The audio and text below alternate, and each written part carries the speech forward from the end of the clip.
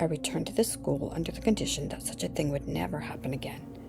After pounding defiantly on the piano in music class, Drusilla is sent to the nurse's office, where she sits behind a privacy curtain and overhears a dreadful conversation.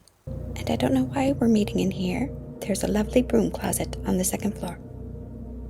They use it for some sort of class every Wednesday, came another voice.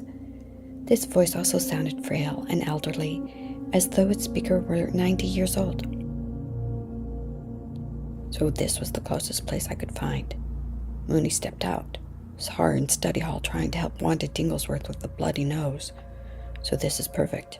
As you know, I'm in need of more drink. As are you. Just listen to our voices. They're the first things to go, you know. You summoned me just to give me my weekly dose? I'm supposed to be in class as well. Had to make an excuse. There was no need to pull me in here. Is there something else you need? The first woman asked. Indeed there is. I still don't understand why you want to be so young. It requires too many bats. That again. Surely that's not why you signaled you needed to talk to me at breakfast, the first woman interrupted. Well, no, that's not it. I was wondering, you see. I think it's starting again, that's all. It's like it was when little Grazia disappeared about 50 years ago. Do you remember? You forget. I was a mere babe in those days. The second woman snorted. Nonetheless, I am familiar with the story of the girl's disappearance, and as I've told you many times, that won't ever happen again. This school is done with all that. The second woman snorted again, as if she did not believe what the first woman was saying. My memory is not what it used to be, but as you know, I returned to the school under the condition that such a thing would never happen again. After all, I am still conducting the experiments, and am gaining invaluable information, but I would stop if I thought it was leading to some girl's harm. Continue your work, the first woman snapped. It's important, and trust me, nobody is being harmed. Yes, but you know, others are becoming suspicious as well. What with those girls departing overnight? They had to leave quickly, the first woman said. Their school in Canada was starting immediately, and they needed to arrive on time. You heard the headmistress. I did, the second woman's voice trailed off as if she didn't believe the story. Behind the velvet curtain, Drusilla dared not breathe. It's just that, well, you know, they found those bones and all underneath the main altar when they were repairing some stonework in the chapel over summer break.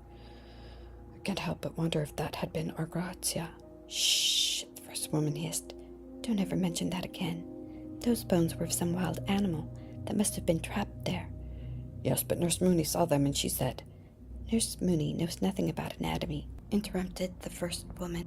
If she did, she might have already figured out what she is by now.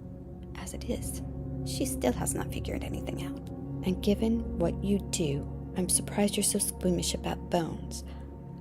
Obviously, the bones were from a raccoon or something. I think even Mooney knows the difference between bones from a human and a raccoon, the second woman interrupted. Well then, they were from a bear or something larger.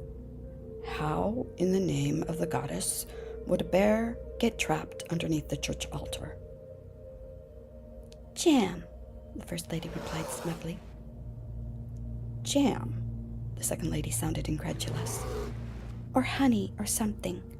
Some priest probably left out some food, and the bear wandered in. Anyway, that is not what this is all about. The bones were definitely those of an animal, so I don't want to hear any more of this. If you're smart, you'll keep your mouth shut, as you have for years, and continue your research. Priscilla watched as the second woman pulled a flask from her pocket. Each of the women then took a long sip.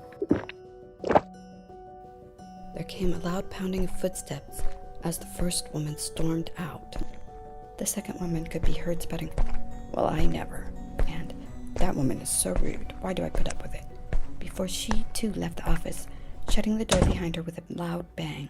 Not for the first time today, Drusilla thought about making a beeline to the cloakroom, gathering her coat and gloves, and heading back across Blessing Hollows to the bright yellow floors of the orphanage. She was contemplating the merits of this idea when the bell in the clock tower told the hour, and she jumped off the stainless steel examining table. For a moment she stood still. The conversation between the two women had been so foreboding that she had to will herself to remain positive. Hadn't Madame Trixie always told her, "Don't dwell on what you cannot fix"? What was she supposed to do? Tell angry Nurse Mooney what she had overheard? Seek out the flipperty-gibbet of a headmistress and confide in her? No, she would keep quiet, and if need be, she would run out the door in the middle of the night and back to the caring embrace of Madame Trixie, who had always been like a mother to her. But for now, she must continue her positive thinking. Despite her misgivings about not belonging at Mrs. Morris's school, she was very interested in the magical side of things. When her invitation to the school had first arrived, Madame Trixie informed her that the school was for learning witchcraft. She had eyed Madame curiously. She had thought witchcraft make-believe, but Madame would never tell a lie. Let the magic begin then, she thought with butterflies in her stomach.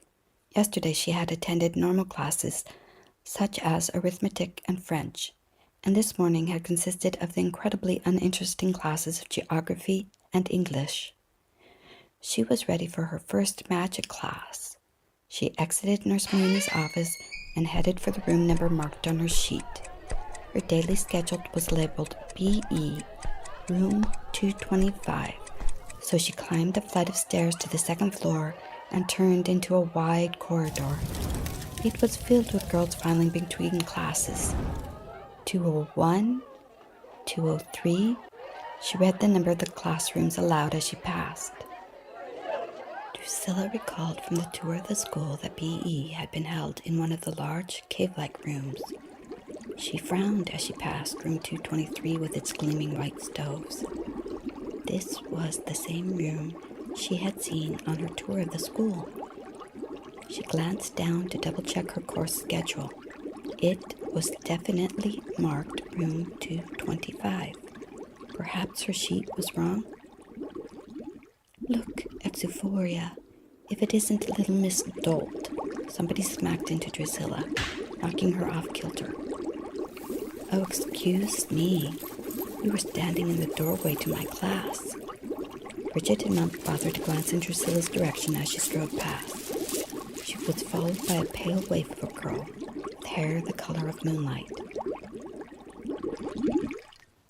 Better hurry, said the girl in an ethereal voice without even looking in Drusilla's direction. You know the teachers will throw you to the flippers if you're late. It's a painful way to go. Drusilla didn't know what a flipper was, but from the way Bridget snorted and laughed, it was as if this was the funniest joke in the world.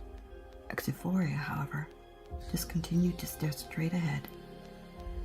Despite being miffed, Drusilla thought there was some truth to her words. She didn't want to be late, not to her first magical class ever. Drusilla sputtered to herself as she hurried down the corridor. Must hurry, must not be late. It wasn't long until she found the correct doorway. Someone had scrawled the letters 225 in red wax across the door, and the sticky substance had dripped in streaks. She opened the door a crack and was surprised to find a space no larger than a broom. Next time, Drusilla learns to make a very perilous anti-paralysis potion. Thank you so much for watching my video. If you enjoyed this Dark Academia story, know that it continues. And if you enjoyed this video, please leave me a moon emoji in the comments. Good night.